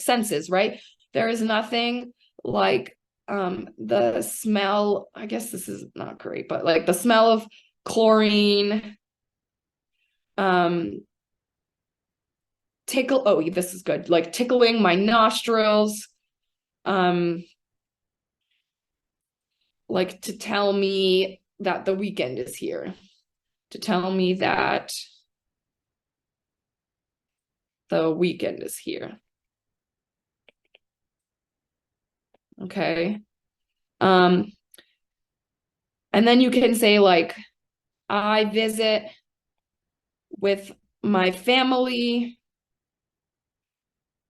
and blah, blah, blah. Okay. Maybe you can add like one more sentence. And at the very end, I would not use LICYMCA. Maybe in the first sentence, you could use Long Island City. I know this is abbreviation. And then in parentheses, write LIC. And then after that, every time after you use that, you can say LICYMCA. If you're using an abbreviation for a place, you just have to clarify what it is in the very beginning, the first time you use it. Okay, so you have this nice little fluff in the beginning. And then in the end, you say, I feel emotionally connected. This is going to be your thesis statement, right? I feel emotionally connected to the LICYMCA because like it has offered me a great like familial and personal growth. Oh, I have no more room. Great familial and personal growth. Okay. And so let's see. And then you want to give your map. You can say, because I've grown a lot since I've been at the LICYMCA,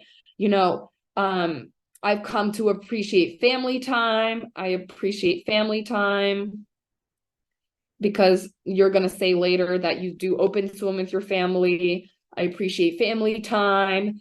I've learned how to de-stress, but again, you're not using contractions. I've learned how to de-stress.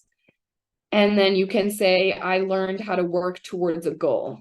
And these are 3 things, right, that I'm asking you to come up with examples for. I learned how to set a goal.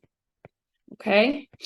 And so what you're going to do when you make these outlines is you're going to pick an example for each of these 3 things, right? 1, I said de-stress, and then set a goal. Okay. And so the first body paragraph, if your map is family time, de-stress, and goal, that's exactly the order that you're going to write your paragraphs in. Okay. So that is going to be fam time. Then the second paragraph is going to be de-stress. And then this is going to be goal. And I want your thesis statement to be the last sentence, because that makes it flow really nicely. Like you're already talking about one of the 3 things that you mentioned in the first body paragraph. Okay. And then for the body paragraph, you should have a topic sentence. Okay. The topic sentence talking about, now you talk about family time, but you don't want to use exactly the same words because you don't want to be repetitive. And then you're going to use an example. During open swim, my favorite was to use my dad as a human jungle gym. I would climb up on his back and stand up on his shoulders and jump forward, catapulting myself off into the water. And then you can say, luckily, this pool was 5 feet deep and, I didn't hit my head or something. You want to give details about the setting, using that descriptive language about how you're climbing on your dad's shoulder. That's really helpful for the reader. And then you can say something about how, you bonded and you all really look forward to this time together. And similarly with de-stressing, right? Let's say for the de-stressing part, you're talking about how you're doing lap swim at the pool, right? You like counting the laps in your head. It sets a rhythm. You're going 1, 2, 3, blah, blah, blah. And then third, you can say a goal, right? Let's say, I learned how to swim at the YMCA, and now I want to practice to be on a swim team. This is helping me set a great goal. I learned how to, and then something about discipline, right? Now I can do 2 laps in a minute, something like that, right? So you're really showing stuff about yourself and you're being very formulaic. And then in conclusion, you're not going to say in conclusion, you can say something about, you can rephrase about why the Long Island City YMCA is your special place, okay? And what it's taught you through family time, having a place to de-stress, and having a goal. But when you do these prompts, think about structuring it this way, right? Like, my main idea is that I grew at the YMCA. How did I grow? I grew through family time, my ability to de-stress, and I figured out how to set a goal, okay? Let's see, questions. Okay, would this get a 10 out of 10 as an intro? I would hope so. I think, if you're being concise, if you're using the right language, this is just an example I thought off the top of my head. But generally this idea is good, right? In the intro, you're going from general to most specific in your thesis, with the thesis being the last sentence. Each body paragraph should have 3 different examples focusing on 3 different topics. And then your conclusion is your conclusion. Someone is asking, how do you avoid writing more lines than they give us? I tend to do that. You practice, right? You practice and you try. If you know you're writing too much, next time maybe try to write 1 sentence less for each of your body paragraphs and see how that works for you. Okay. For this one, are you allowed to choose something like your dream place? If the prompt is telling you to pick your dream place, you pick your dream place. If it's talking about a place in New York City that you feel emotionally connected to, you should, follow the instructions, right? Pick Central Park, pick whatever is meaningful to you, okay? It doesn't matter if a million other kids write about Central Park. If it's something you can talk about and you love, that's fine, okay? Could you send us a complete essay like this one? I think I can try to find one and send it over. For the conclusion, what are some other words you can use other than in conclusion? I would just start a regular sentence, like in this case, I wouldn't say in conclusion, the Long Island City YMCA. I would say, let's say like the Long Island City YMCA has carved a special place in my heart in the ways that it's allowed me to grow, both from a family standpoint and a personal standpoint. And that's a way to give a conclusion without actually saying in conclusion. You're basically summarizing everything you talked about, okay? Someone asks, if you can't use contractions, can you use abbreviations? Again, if you don't want to write out Long Island City YMCA each time, like I have in the upper right-hand corner, you can just write Long Island City parentheses LIC the very first time that you use it. And then for everything else, just use LIC YMCA. Okay, that should be fine. Starting with analogy, yes, you can start with analogy. You can start with a quote. You can start with a famous quote if you want. You can start with a quote from a parent, a friend, blah, blah, blah. Can it be a place you go to only a few times a year, but important times? Yes, yes. How do you suggest to start your body paragraphs? Body paragraphs have to relate to the topic that it's talking about, right? So family time. If I'm saying, one of the most unique things the Long Island City YMCA offered me was having a structured time to spend with family outside of the house, okay? Should I use dialogue with people whom I can put in my story? I would usually stick to dialogue just in the hook. I wouldn't necessarily, because you're not telling a story. I mean, you were telling a story, but you're not having people talk back and forth. So I would only use the dialogue in a hook. How well known should your answer be? Okay, we talked about that. I wouldn't say to wrap things up in the conclusion. Just start with a sentence and make that sentence a summary without saying to wrap things up in conclusion, blah, blah, blah. Okay, yeah, someone is checking. Wow, okay. Someone is telling me that it's time to go over the math. I was looking at time, don't worry. Will there be any prompts about a certain book or article?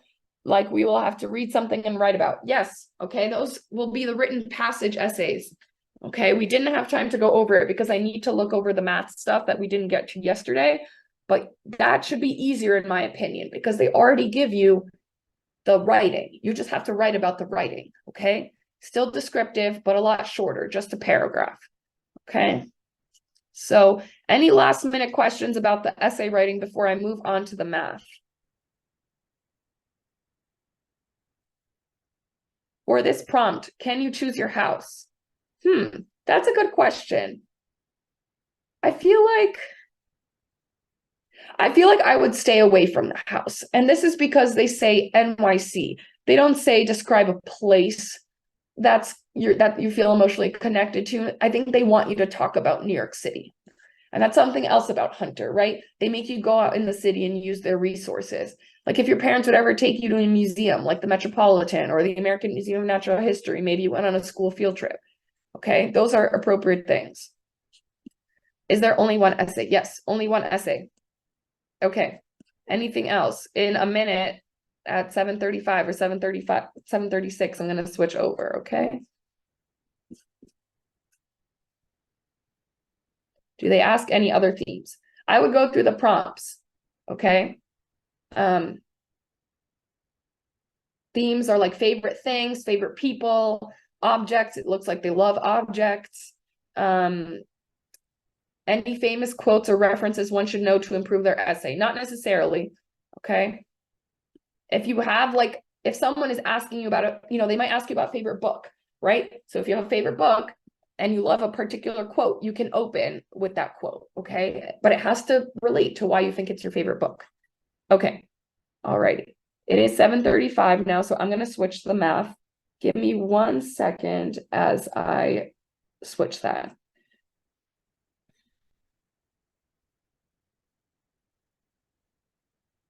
Okay, while I'm switching, someone's asking, what if your weekends are spent exploring the whole city with your family? Can you use it? I guess you can maybe use a neighborhood and just spin it. Like I love Brooklyn. I don't even know what is, I love Brooklyn because it has Prospect Park and I don't know, some other like ice skating. I don't know, Smorgasburg. You can come up with things, but again, 3 examples. Someone needs a 2-minute break. Our last question was 77. Okay. If you need to go to the bathroom, go to the bathroom. I will be sending this out. Okay, 77. Actually, we did 77.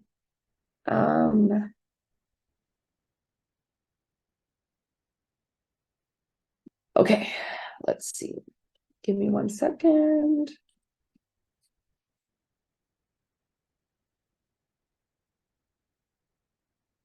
Oh, someone said, let's see here. You can use one topic for more than one type of essay. That's true. That's why you should come up with a list of topics and practice, because sometimes you can repurpose the same topic for a different essay. Like if if you prepare a topic that says, like if you prepare an answer to what are you most proud of, and the question asks like, what's your biggest accomplishment? You can use the same thing, right? What you're most proud of and what your biggest accomplishment is pretty much the same. Okay. Okay, let's see. Okay, now math. I think we're actually on 78 because these are my notes that I left off from yesterday. So 78. When starting a new unit, a teacher announces that each day after the first, the class must do twice the total number of problems that had been assigned on all the previous days.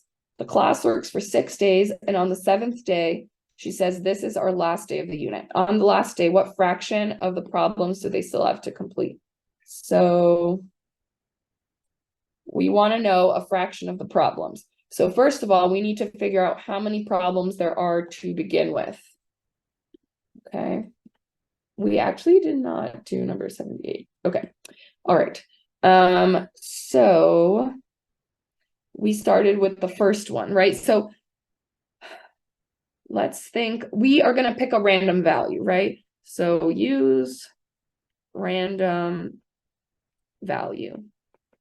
And like I said yesterday, you want to use the value that will make your life easiest, okay? So pick one, right? On the first day, they did one problem. And then the question says, the class must do twice the number of problems that have been assigned on all the previous day. So the previous day, one was assigned, so twice that will be 2. Okay? And then on the third day, it'll be twice everything from the previous day. So the third day should be 2 times 2 plus 1, which is 6. Okay? And the pattern continues, right? So on the fourth day, they're going to do 6 plus 2 plus 1, which is 9 times 2, which is 18. Okay? That's the fourth day. On the fifth day, they're going to do the same thing. They're going to do 18 plus 6 plus 2 plus 1 times 2, which should give you 54. Okay? And then on the sixth day, same thing. You add 54 to all the numbers that came before it, and you multiply by 2. You should get 162 after that. And then lastly, what would be the seventh day? You do the same thing, right? 162 plus 54 plus 18 plus 6 plus 2 plus 1 times 2. And that'll be 486. Okay? But remember, what is the question asking us? It's saying, what fraction of the problems do they still have to complete on the last day? So on the last day is the seventh day, so they would do 486, right? But the total will be all these problems added up. So 486 plus 162, so on and so forth, right? So in the end, you end up getting 486 divided by 729. Okay, and now you may be asking, how in the world do you simplify this quickly? It looks like you can try and see if it's divisible by 3. So you add the first few digits up in 486, and that should give you 18 on the numerator, 18 on the denominator, and that tells you that the numerator and denominator divided by 3. So you can go from there and continue to simplify. Eventually, your answer will be 2/3. Okay? Excuse me. Alrighty. So this type of question is really just reading the directions to figure it out. Why do we do 2 plus 1 then times it? Because the question is saying you're doing twice the total number of problems that had been assigned on the previous days. So if this is day 3, the previous days are 1 and 2. So 2 plus 1 times 2 is 6. Okay. How can you tell when it's a good idea to choose a random number? When they don't give you a number to start off with, right? So they're just saying, twice the total number of problems, 6th day, 7th day, blah, blah, blah, right? They don't really give you a starting number. So you pick up a starting number. 729 is equal to all these added up. 1 plus 2 plus 6 plus 8. Oh, sorry, not 18. Sorry. 1 plus 2 plus 6 plus 18.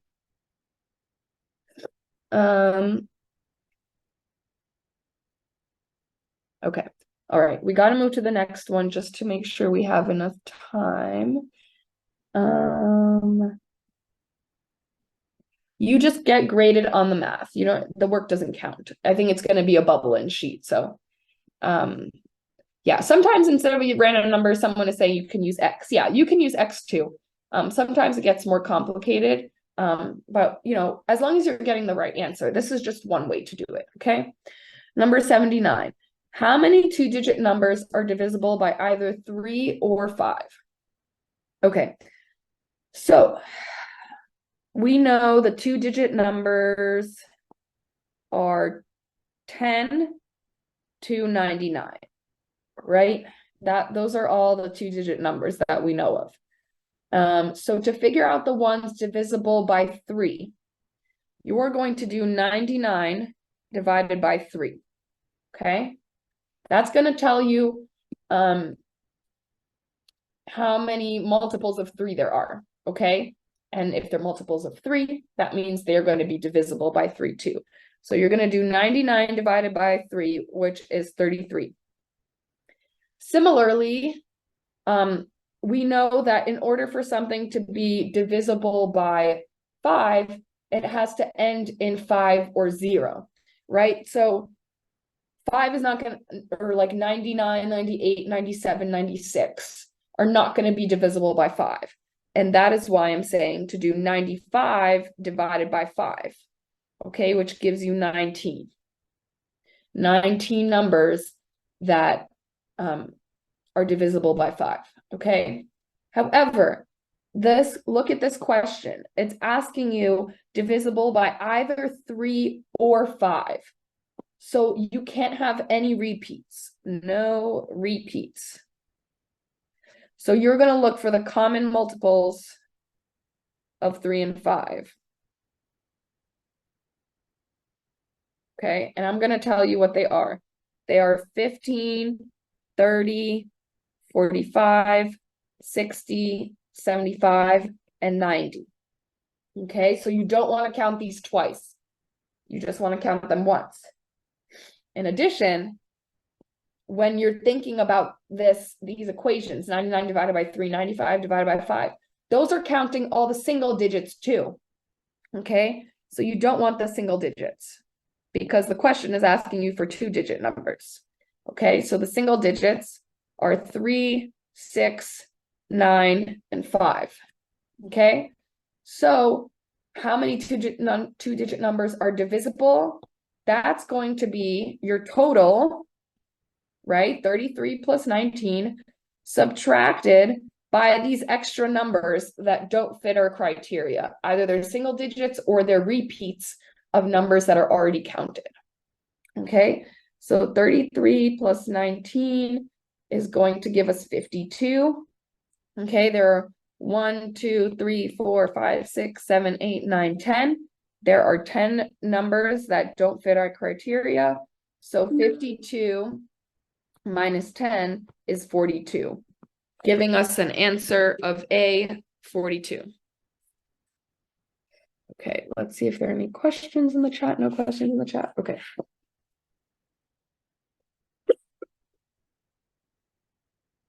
All right. 80. Rodney has 50 coins, including at least 1 quarter that are worth $1. If he loses 1 coin, what is the probability that it was a dime? Okay, so we know he has 50 coins, right? Let's see, and we know he has at least 1 quarter. So if he has at least 1 quarter, that means 49 of the other coins must add up to 75 cents.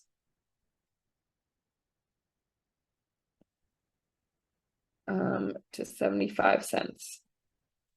Okay. Now, let's consider if he has a second quarter, right? So if he has a second quarter, if he has a second quarter, I'm just going to abbreviate it Q. That means he would have 48 coins remaining that add up to 50 cents.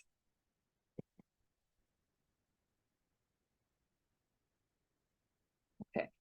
But if you think about it, no combination of 48 coins with pennies, nickels, or dimes can add up to 50 cents. The closest that you can get is 1 nickel and 47 pennies. Okay. All right. Because if you did 48 pennies, that's definitely not 50 cents, right? So 1 nickel and 47 pennies, that's going to be 53 cents. Actually, 52 cents, I'm sorry. Which does not work. So there's no way that he has a second quarter in there. All right. So we know then that he only has one for sure. And then we have to think of other combinations that you can get with 49 coins leading up or adding up to 75 cents. And you just have to kind of reason it out. You know that 75 cents is a multiple of 5. So it's not like you will have an even number of pennies. Okay. So you want to maximize the amount that you're getting for the number of coins. So the best that you will end up being able to do after you do a little trial and error is going to be 45 pennies.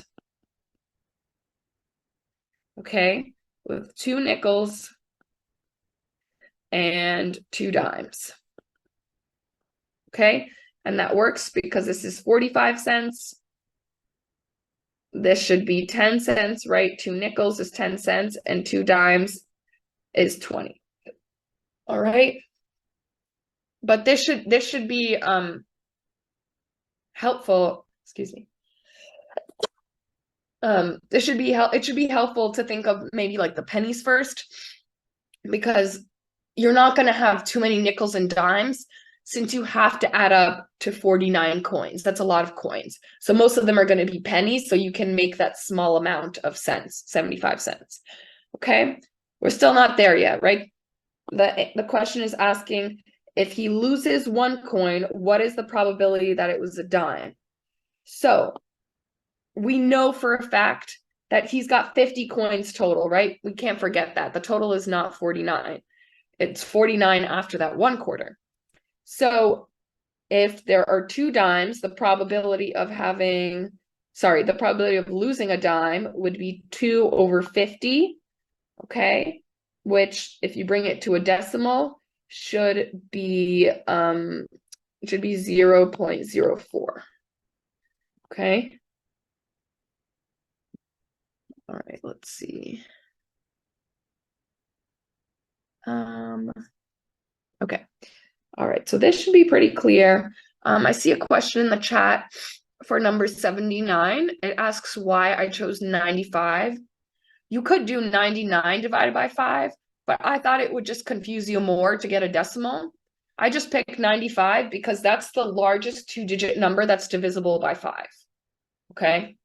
99 is not divisible by 5. So I just picked, again, the largest 2-digit number divisible by 5. Okay, we're almost there, guys. Hang in there. You're doing a great job by paying attention to this math and this essay writing. Okay. Next. Okay, number 81. Oh gosh, this question. Okay, if a gym class is divided into 4 equal teams, 2 students have to sit out. 5 teams, 1 kid has to sit out. 6 teams, 4 have to sit out. If there are fewer than 70 people in the class, what is the minimum number of students that need to be added so that the class can be divided into 4, 5, and 6 equal teams with no students sitting out? Okay, so the easiest for this type of question is to look at the multiples of 5 that we're going to be thinking about. Okay, and this is because 5 has the fewest multiples less than 70. Okay, so let's write that down.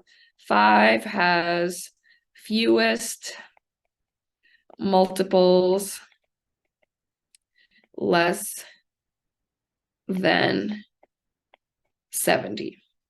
Okay, so you can even list them out, right? You've got 5, 10, 15, 20, 25, 30, 35, 40, 45, 50, 55, 60, 65. Okay. And then you're going to have to pick a number. Again, this is a little bit trial by error that you're going to have to do for this question. And pick a number that when you increase it by 1, so pick a multiple of 5, let's say like 45. When you increase it by that 1 student, okay, 45 plus 1 gives you 46. Right? So that satisfies the criteria that if you have 5 teams, one student sits out, okay? If you have, let's see, if you do, so if 46 is our number, okay? Because that means it satisfies, yes, 5 teams with 1 student sitting out. And then if you try, so 5 remainder 1, that's basically what it's telling you. So let me write this like this. 1 second, sorry. Okay, so if you're doing 45 divided by 5, oh Jesus, 46 divided by 5, you get 5 remainder 1. If you do 46 divided by 6 teams, you get, or 46, yeah, 46 divided by 6 teams, you should get 7, oh, I guess, 1 second, I am getting confused. If you want 6 teams divided by, 1 second, that need to be added so the class can be divided into 4, 5 and 6 equal teams without students sitting out. And I have here, yes, definitely 5 teams plus 1. And then you would have 4 teams. If you divide into 4 teams, 46 divided by 4, you would get, oh, I see, okay. 46 divided by 5 is not 5 remainder 1. That's where I'm going wrong. Okay, 46 divided by 5 teams will give you 9 remainder 1. Okay, so 5 teams, remainder 1. There we go. If you have 46 divided by 4 teams, that'll give you, that should give you 14. Yeah, that should give you 14.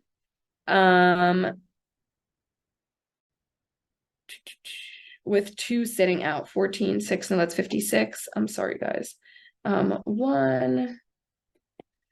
46 divided by 4, 1. Okay, yeah, sorry. That should give you 11, remainder 2. Okay, so that satisfies this one, 4 equal teams with 2 students. Okay, remainder 2.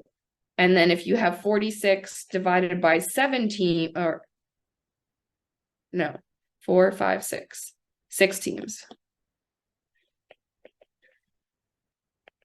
You should get 7, remainder 4. Okay, so when they say 4 equal teams, 2 sit out, 5 teams, 1 sit out, 6 teams, 4 sit out, the ones who sit out are the remainders, and the teams are what you're dividing 46 by. Okay, and so let's see, what is the minimum? And now you found out that there are 46 kids in the class, right? That's what this is telling you. And then the question is asking, what is the minimum number of students that need to be added so the class can be divided into 4, 5, and 6 equal teams without any remainder? So this is basically asking, what is the, like the common multiple, I guess I would say greatest common multiple less than 70, okay? And that's 60, okay? And so then you would do 60 minus 46, and you should get 14. And that is where the answer comes, okay?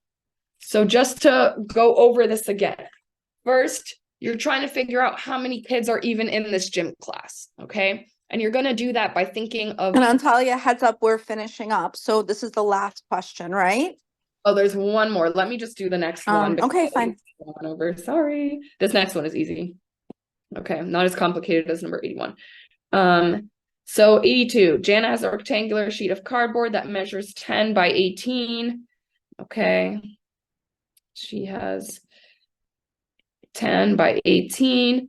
What is the maximum number of 3 by 3 inch squares that she can cut from this sheet of cardboard? Okay, so if she has 18, That's already nicely divisible by 3. You should get 6 squares, right? So 18 divided by 3 is 6. 1, 2, 3, 1, 2, 3, 4, 5, 6. Okay. And that makes sense, right? Because it's 3 by 3. 3, 3, 3, 3, 3-inch squares. Okay. And then you have 10, right? So then you have the most you can do is this, okay? Because this is equal to 9, right? 3 times 3 square, 3 inches times 3 squares will give you 9, okay? And so the maximum number of squares is going to be. Talia, can you chat with everyone? Send everyone, just change the chat settings so that it's chat with everyone. We all want to say thank you to you for doing this while sick, coughing, and congested. Sorry. I also want to thank you because I did not feel good this morning. So I also want to thank you because we persevered. All right, let's go. Yeah. Done. All right, everyone, let's type thank you. Go.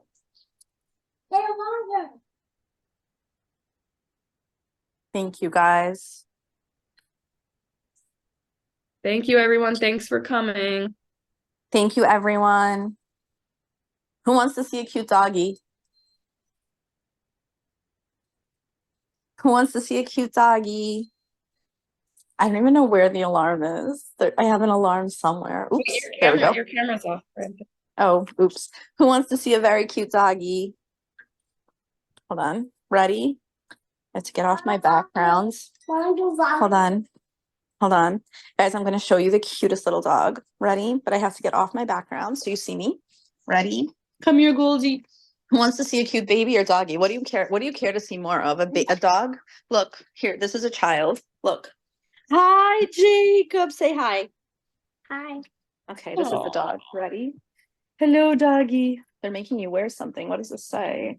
Oh, this is fabulous. This says fabulous. Ready? Goldie, are you fabulous? Goldie, are you fabulous? Goldie's like, yes, I am fabulous.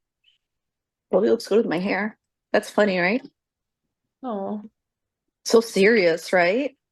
Goldie, 100 children see you on Zoom. Smile a little, you know? Nope. Serious dog. Is Goldie on Spotlight? Yeah, they're spotlight. You guys are spotlight. Goldie. Mommy, I want to see. Say good luck to everyone. Say Good luck. Good luck, everyone. Good luck, everyone. Let's Good go. luck on your Let's test. go. Good luck, guys. Bye, Goldie. Say bye. Good luck, everyone. Good job. Bye. Thank you for all your hard work and your effort, everyone. Good luck. Good luck. I just want to remind you that we will have more webinars. We hope that you sign up.